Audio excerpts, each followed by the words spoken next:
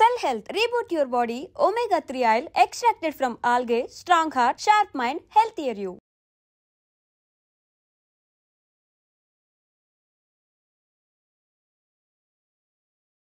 తర్వాత మీ brother success అయ్యారు. ఇప్పుడు మీ మనవడు కూడా కాలభైరవ పాట త్రిపులారు సినిమా గాయకుడిగా పెద్ద పేరు వచ్చింది కదా. త్రిపులారు ఆస్కారం అంటే సామాన్యమైన విషయం కాదు కదా. సో కాలభైరవలో మీరు గమనించింది ఏంటి సార్ ప్రత్యేకత? టాలెంట్ నేను పెద్దగా గమనించలేదు. బికాజ్ దూరంగా ఉంటున్నాం. ఎవరు అదే జాయింట్ ఫ్యామిలీ లాగా ఉండలేదు మేము. కీరవాణి వేరే ఉంటాడు, వేరే వాళ్ళ ఫ్యామిలీ వేరే. ఇప్పుడు ఆ కీరవాణి కూడా తన సొంతంగా ఎక్కువ చోట ఉంటున్నాడు. సో ఈ ఫ్యామిలీ అటాచ్మెంట్ అన్నది నాకు చాలా తక్కువ. అదే ఐఎమ్ సెల్ఫ్ సెంటర్డ్. అదే I'm a self centred person. ఇప్పుడు అంటే ఒకప్పుడు కలిసే ఉండేవాళ్ళు అందరూ. నా దగ్గరికి వాళ్ళు వచ్చి ఎవరన్నా వచ్చి రావాల్సిందిగా నేను అందరిళ్ళకి ఎవరిని కలుసుకొని ఏమి చేయను నేను. అలా కాదు, ఒకప్పుడు అందరూ కలిసే ఉండేవాళ్ళు కదా మెడ్రాస్ లో ఉన్నప్పుడు. అప్పుడు లాంగ్ బ్యాక్ అంటే అదే లాంగ్ బ్యాక్. అప్పుడు అదే అప్పుడు పిల్లలకి పెళ్ళిళ్ళు అవ్వలేదు, ఏం కాలేదు. నలుగురు అన్నదమ్ములు కలిసి ఉండేవాళ్ళు. ఎన్ని ఏళ్ళలో ఉన్నాం అలా. తర్వాత మీరు సక్సెస్ అవ్వలేదని మీరు అంటున్నారు, కానీ మీరు రాసిన చాలా పాటలు బాహుబలి 1, బాహుబలి 2 మీ పాటలే. సినిమా తీసి జాక్ పాట కొట్టారు. అదే త్రిపులారు సూపర్ హిట్, అలా కథానాయకుడు, అలాగే చాలా సినిమాలు ఉన్నాయి. Rajanna, I don't want to bask in the reflected glory. అది ఓకే, మీ పాటలు కూడా ఉన్నాయి కదా స్వయంగా. పాటలు ఉన్నా కూడా ఆఫ్టర్ ఆల్ సాంగ్ ఏంటి? అదే it's a fraction in my talent. అదే ఫ్రాక్షన్. మామూలుగా మీలో కథకుడు ఉన్నాడు, నటుడు ఉన్నాడు, సంగీత దర్శకుడు ఉన్నాడు, ఆల్రౌండర్ ఉన్నారు కదా. ఈ ఆల్రౌండర్ గా ఉండటం మీకు నష్టం తేలేదా? అదే నష్టం, పెద్ద నష్టం. అదే అంటున్నా, ఒక రంగాన్ని ఎంచుకోకుండా మీరు. ఎల్వి ప్రసాద్ గారి దగ్గర 1915 అసిస్టెంట్ గా పనిచేశాను. ఆయన దగ్గర నుంచి విడిపోతూ సినిమా థియేటర్ లేదు, మీరు ఏమైనా ఖాళీగా ఉన్నారు, నేను బయటకు వెళ్ళి హేమభరతరావు అని తండ్రులు కొడుకులు సినిమా స్టార్ట్ చేస్తున్నాడు, సరే I want to go there అన్నాను. వెళ్ళిరండి అన్నారు. అండి అని ఎవరు నన్ను ఆయన, మీదేనా ఒక సలహా, నాకు జీవితంలో పనికొచ్చే ఒక సలహా ఇవ్వండి అన్నాను. అంటే ఆయన ఇచ్చిన సలహా ఏంటంటే, you can become an art director, you can become a song writer, you can become an artist your self, you can become a story writer, dialogue writer, ఇవన్నీ ఉన్నాయి మీకు. But you can become an art director చెప్పాను కదా, music director కూడా అవ్వచ్చు మీరు. ఇన్ని talents ఉన్నాయి మీకు, ఇవన్నిట్లోనూ ఒకటి ఎంచుకోండి, దాన్ని ఫాలో అండి, మిగతా అన్ని పక్కన పెట్టండి, అప్పుడు మీరు సక్సెస్ చూస్తారు అని చెప్పారు అనమాట. నేనన్నా ఒక డైరెక్టర్కి అన్నీ ఉండటం మంచిది కదా అండి అన్నాను.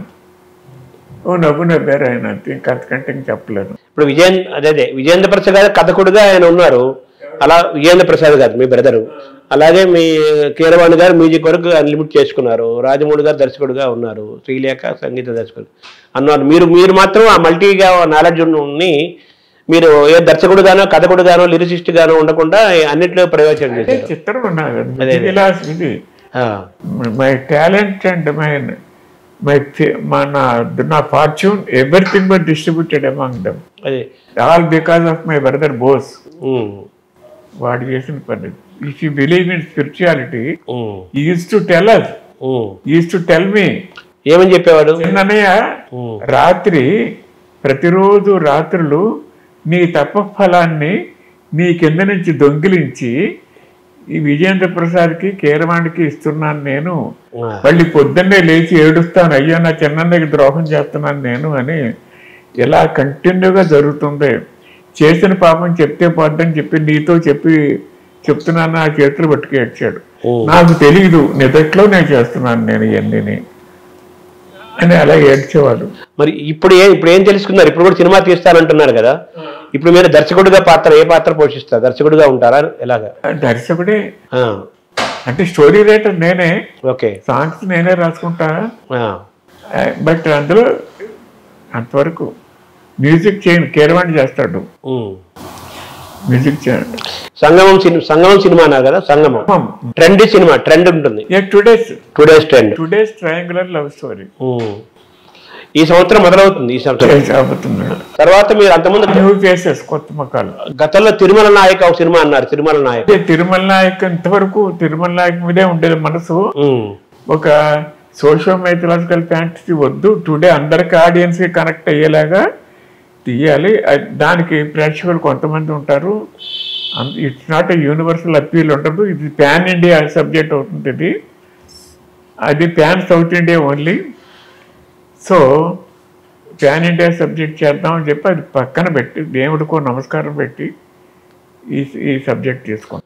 సంగమం తర్వాత గతంలో ఒకసారి మీకు ఎస్ గోపాల్ రెడ్డి గారు ఎవరో ఆదిశంకరాచార్య సినిమా తీయమని అడిగారా? అడిగారు. అదేంటి సార్? ఇప్పుడు కూడా ఆఫర్ ఉంటుంది. ఇప్పుడు కూడా ఆఫర్ ఉంది. ఓకే, మీరు తీస్తానంటే 30 కోట్లు పెడతా నేను అన్నారు ఆయన.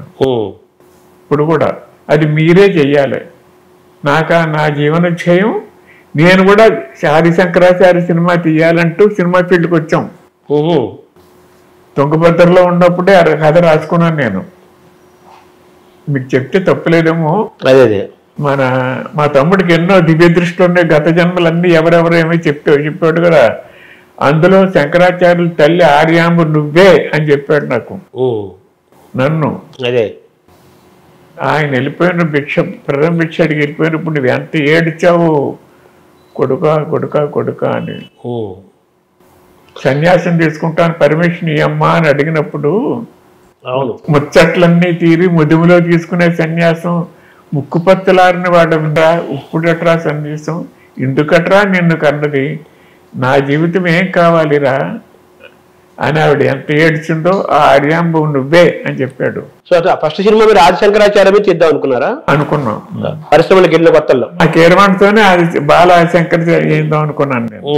చాలా పాటలన్నీ అన్ని రాసుకుని అన్ని మొత్తం ఫుల్ గా కైలాసం ఆరోహణం వరకు అవన్నీ కీరవాణి మ్యూజిక్ చేశాడు, కీరవాణి పాడేవాడు. మరి ఎందుకు అది ముందుకెళ్ళలేదు సార్ ఆ ప్రాజెక్ట్? అన్ని ఎన్నో ఆగిపోయినా అందులో ఇది అలా అయిపోయింది. మరి ఇప్పుడు ఆయన గోపాల్ రెడ్డి గారు సిద్ధంగా ఉన్నారు కదా డబ్బులు పెట్టడానికి? అంతకంటే ముందుకు ఇప్పుడే ఆ శంకరాచార్య ఇంకక్కడితో నా జీవితం కూడా అయిపోయింది నేను అనిపిస్తుంది. నా వైరాగ్యానికి వచ్చేస్తాను నేను. అర్థం చేసుకోండి. అర్థమైంది నాకు. కాబట్టి నాకు అది వద్దు. వైరాగ్యం జోలికి వెళ్ళదలుచుకోలేదు మీరు. మంచి యవనంగా ఉన్న సంగమం సినిమా తీయాలనే మీరు అనుకుంటున్నారు? ఎన్నో తీయాలి అన్నయ్య. అదే ఎన్నో సినిమాలు అన్ని తీయాలి. భగవంతుడు నాకు దీర్ఘాయు ఇచ్చాడు, ఇస్తాడు. అలాగా అవన్నీ తీసాక అప్పుడు చూద్దాం శంకరాచార్య. ఇప్పుడు మీరు 91 ఏళ్ళ నుండి 92 ఏట అడుగుపెట్టినట్టుంది కదా. 91 ఏళ్ళు నడుస్తున్నాయి కదా. ఇప్పటికీ మీరు అంత ఎనర్జెటిక్ గా అంత హెల్దీగా ఉండడానికి ఏంటి కారణం? అంటే నా జీవితాశయాలు ఇంకా ఫుల్ఫిల్ కాలేదు.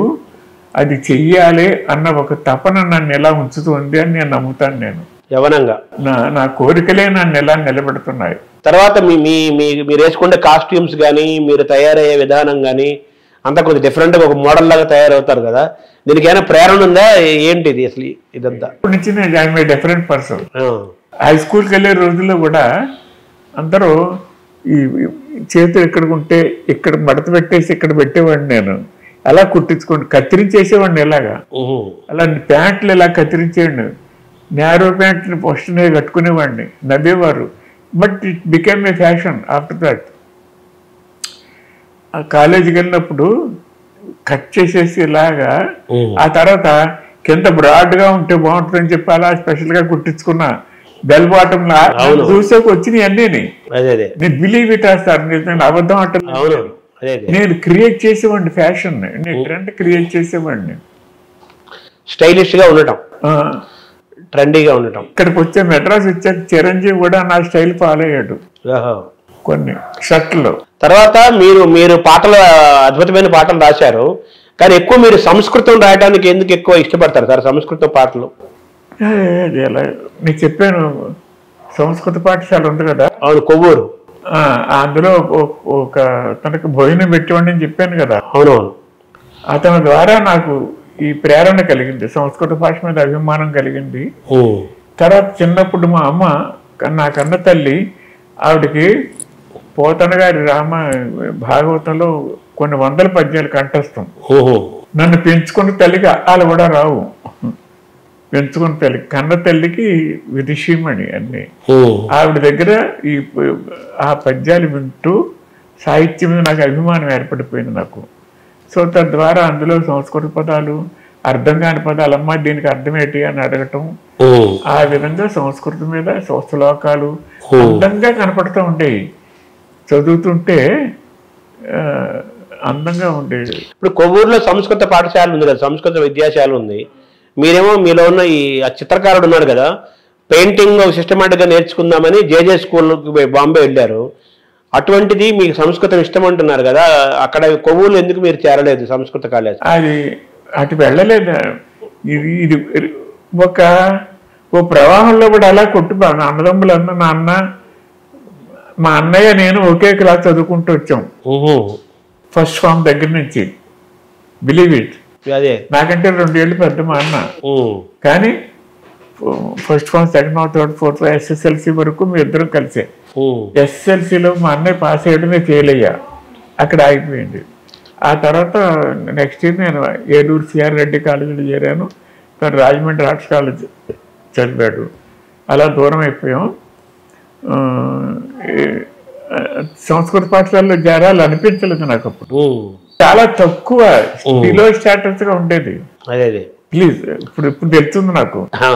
ఎవరో పేదవాళ్ళు వాళ్ళు నేర్చుకుంటారు ఎవరో అని. మీకు ఇప్పుడు వెల్తిగా అనిపించట్లేదా? బ్రాహ్మిన్స్ ప్లస్ అందరు బ్రాహ్మిన్స్ ఉండేవారు అక్కడ. నాన్ బ్రాహ్మణ్ ఒక్కడ లేడు. నేను చెప్పిన వడ్లమూడి గోపాలకృష్ణ తప్ప. లేటర్ ఈ వికేమే మంచి ఆంధ్ర వాంగ్మయ చక్రవర్తి అని పేరు వచ్చింది అతనికి. ఆంధ్ర వాంగ్మయ చక్రవర్తి అని బిరుదు ఇచ్చారు. తెలుగు మనకమ్మ. అది చెప్పాను కదా, పేదవాళ్ళు బ్రాహ్మలు మాత్రమే సంస్కృతం నేర్చుకుంటారు. అది మా అందరిదే కాదు అది అని ఒక నోషన్, ఒక రాంగ్ నోషన్ లో ఉండేవి. సంస్కృతంలో మీరు కవిత్వం కూడా రాశారు, పాటలు సంస్కృత భూయిష్టంగా రాశారు కదా, మీకు ఆ వెలితి అనిపిస్తుందా? నేను సంస్కృతం నేర్చుకోలేదు ఇప్పుడు తలుచుకుంటే. నేర్చుకుంటే కాళిదాసు సహోదరుడా అన్నట్టు ఉండేవాడిని నేను. అదే ఇప్పుడు మీరు చక్కగా ఇంగ్లీష్ మాట్లాడతారు. అది నా స్వయం కృషి వల్ల నేర్చుకున్నా. మీరు ఎందుకు మధ్యలో చదువు వదిలేశారు ఇంటర్మీడియట్ తోటి? ఇంటర్లో నాకు ఎందుకో ఎక్కలేదు. వరుస 20-30 బెంచీల వరుస ఇలాగా. అక్కడ ఎక్కడో దూరంగా లెక్చరర్ ఏదో చెప్తుంటే లిప్ అన్నట్టే ఉండదు కానీ సౌండ్ నా దగ్గర రీచ్ అయ్యేది కాదు. ఎందుకంటున్నా వరుస 20-30 బెంచీల వరుస ఇలాగా. I can't hear what is telling. అదే మూడ్ లేదు, ఇంట్రెస్ట్ లేదు. అప్పుడు వెనకాల గుర్తుని ఖాళీగా ఉండక అప్పుడు పుస్తకాలు మీద నోట్బుక్లు బొమ్మలు వేసుకుంటూ అలా గడిపేసి సెకండ్ ఇయర్ ఎగ్జామ్కి వెళ్ళలేదు. ఇంటర్ సెకండ్ ఇయర్ ఫీవర్ ఏదో వచ్చింది, మానేశాను. కానీ ఆ రోజులో సెప్టెంబర్ MSM ఏదో అనేవారు. మార్చి సెప్టెంబర్ ఎంఎస్ఎం అంటుండేవారు. మార్చి సెప్టెంబర్ వెళ్ళబుద్ధి కాలేదు. ఇప్పుడు నన్ను పెంచుకున్న తండ్రికి బస్సు సర్వీస్ ఉండేది. 18 బస్సులు ఉంటాయి. వాటి మీద సూపర్వైజర్గా వెళ్ళి చెక్కింగ్కి కండక్టర్ టికెట్ రాస్తున్నాడు లేదా అని అలా డైవర్ట్ అయిపోయి అందులో 2 ఏళ్ళు ఉండి అక్కడి నుంచి సినిమా లాగేసి మెడ్రాస్ పారిపోతే ఆయనేమో నా మీద కోపం వచ్చేసి మా అన్నయ్య కొడుకుని పట్టుకుపో అటు వెళ్ళిపోవటం అలా జరిగింది అన్నీ. తర్వాత జేజే స్కూల్ ఆఫ్ ఆర్ట్స్కి ఎప్పుడు వెళ్ళారు మీరు? మొట్టమొదటి మెడ్రాస్ స్కూల్ ఆఫ్ ఆర్ట్స్కి వెళ్ళారు. 1 ఇయర్ అక్కడ స్టడీ చేశాను. ఆ తర్వాత ఇక్కడ స్టాండర్డ్స్ కంటే జేజేలు చాలా బాగుంటాయి అని ఎవరో చెప్తే ఇక్కడ స్వస్తి చెప్పి మెడ్రాస్ జేజే స్కూల్ ఆఫ్ ఆర్ట్స్ అక్కడ 5 ఇయర్స్ ఉన్నా. నిజం చెప్పాలంటే ఇక్కడ మెడ్రాస్ స్కూల్ ఆఫ్ ఆర్ట్స్లో ఉన్నప్పుడు కానీ అక్కడ జేజే స్కూల్ ఆఫ్ ఆర్ట్స్లో ఉన్నప్పుడు కానీ నేను స్కూల్కి వెళ్ళింది చాలా తక్కువ, అక్కడ నేర్చుకున్నది 0. నాకు సహజంగానే నాకు ఆర్ట్ వచ్చు. ఎందుకు వెళ్ళేవాడిని అంటే సినిమా.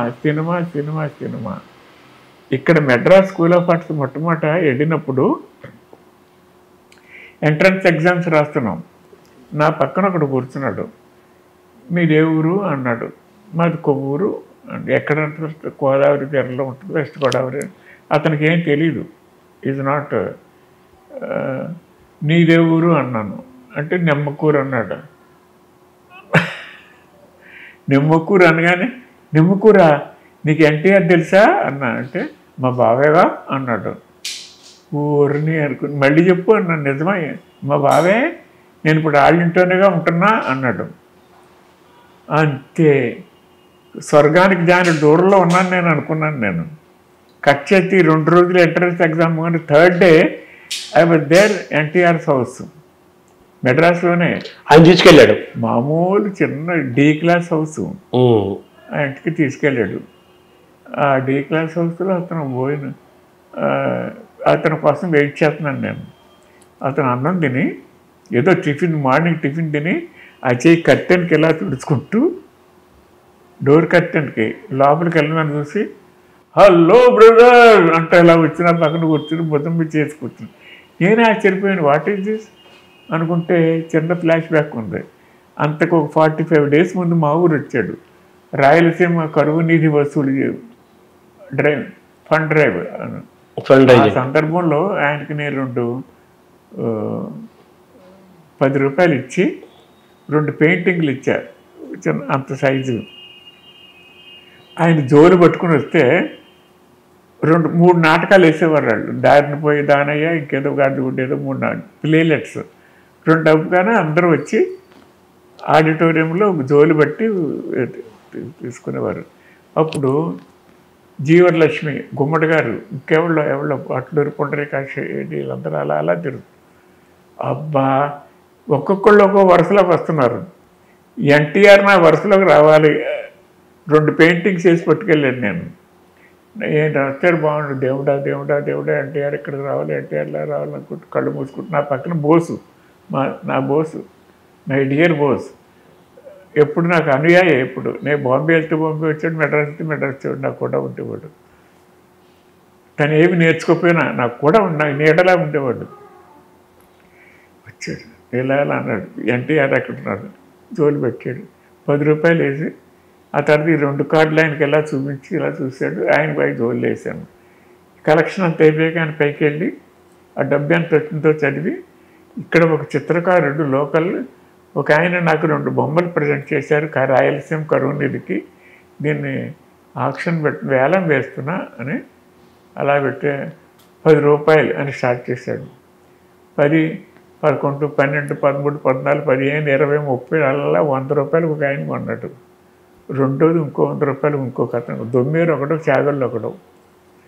దొమ్మేరు ఇవి సత్యనారాయణ అంటే చాగళ్ళు ఇవి ఇంకొక ఈతుంది ఆయన వినాయకుడి చాగళ్ళు. ఆ ఊళ్ళోనూ కొనుక్కుంటాను. స్టేజ్ మీద పిలిచాను బ్రదర్ మీ డొనేషన్ 10 రూపాయలు కాదు 210 అని నా భుజం మీద ఇలా చేసి నన్ను అందరికీ ఇలా చేయలాగితే ఇలా ఆడించాడు. అదొక అనుభూతి. ఇది గుర్తుపెట్టుకుని హలో బ్రదర్ అంటే వచ్చి నా పక్కన కూర్చున్నట్టు అనమాట ఆయన ఎన్టీ రామారావు వాళ్ళ ఇంటికి వెళ్ళినప్పుడు. ఇది ఆయనతో ఆ తర్వాత చాలా క్లోజ్ నాకు. ప్రతి షూటింగ్కి వెళ్ళిపోయాడు. ఎప్పుడు కాలితే అప్పుడు షూటింగ్ ఎప్పుడు కాలితే అప్పుడు. ఆయన నటిస్తూ వచ్చి ఎలా ఉంది బ్రదర్ ఎలా ఉంది అటువంటి వారు అనమాట. ఇందులో మానిటర్లో చూసుకున్నాను. ఇంకోషా ఇది కొంచెం బాగాలేదు అనిపించిందంటే ఓకే వీళ్ళు మళ్ళీ చేద్దాం అని అంత క్లోజ్గా ఉండేవారు.